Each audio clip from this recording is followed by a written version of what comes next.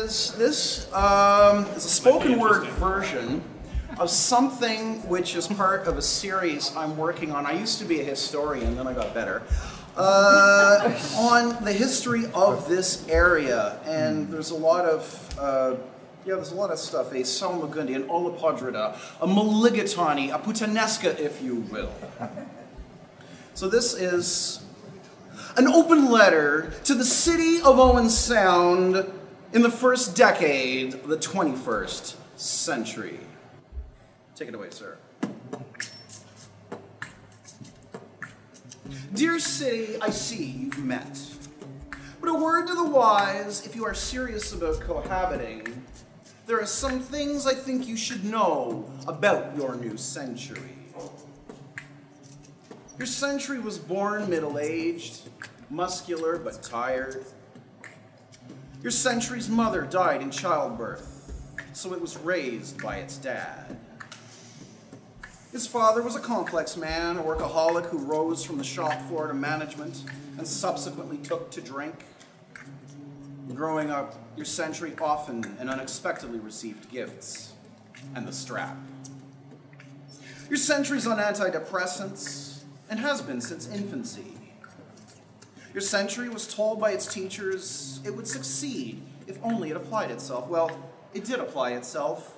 It simply cannot conquer distraction. Though its background is respectable, nonetheless, your century flirted with meth. Your century is an evangelical who starts bar fights. Your century mouths off to cops, then complains it can't get a break. Your century is probably so busy being grown up, it forgot to put away the things of youth. Your century stays up for days, going on spending sprees and feeling invulnerable. It then retreats to bed, too depressed to feel sorry for itself.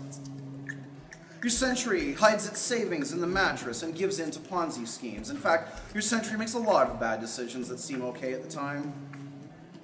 Your century is trying not to sweat the big stuff, but it's all big stuff. Your century refers to you in the third person even when you're there. Your century thinks an ironing board is an appropriate Christmas gift and feels no need to wrap it. Your century might leave you when you're in labor in order to go fishing. Wanting cake and having none, your century waits till you're asleep to descend on yours with both hands. Your century is needy, and its needs are special. Your century sincerely likes things to be right. Angles and wings, for example. Your century sincerely thinks it is right.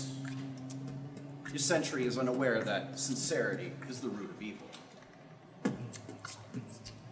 Your century wonders if its friends are merely cronies who stick around only because it buys the beer. Your century is explicitly distrustful of men who don't like hockey. Your century inwardly distrusts all men. Your century will take some things to the grave, its desire to write poetry, or the time it had a 10-point buck square in its sights, then lowered its rifle and sobbed uncontrollably for half an hour. Your century seeks love online, but thinks it is unattractive, ungainly, bloated, misshapen, unathletic, clumsy, underhung. It might be right. Your century has secret fetishes it desperately wants to reveal. Be vigilant. Your century will come courting your daughter. Sadly, your century has been let go by branch office.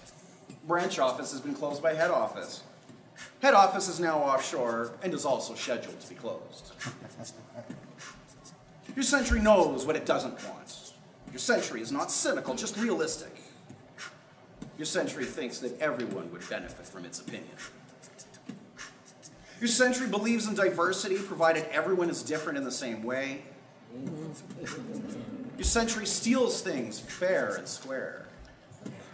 Your century wants to show up on the res and order status members to stay home. Your century is firmly in power, but sucks up because it fears losing its grip. Your century has always felt there was something wrong. But the advice it receives is useless because contradictory. Your century has good days and bad, and today is not one of those. Your century is tired of keeping up appearances and urgently wants to prove itself. It has high hopes and low expectations. It finds nothing so tedious as unrealized potential and is finding itself tedious. It is trying to break the law of diminishing returns. It feels allergic to itself. It is an unwound spring. It is shrinking and is lost in its skin like a child in a housecoat. It is a snake that is devouring its own tail. It is a dog guarding a vacant lot. It once had salvation cornered, but now has a corner on damnation. And though it wants a second chance, your century knows it's getting late. And so your century wonders, how late is too late?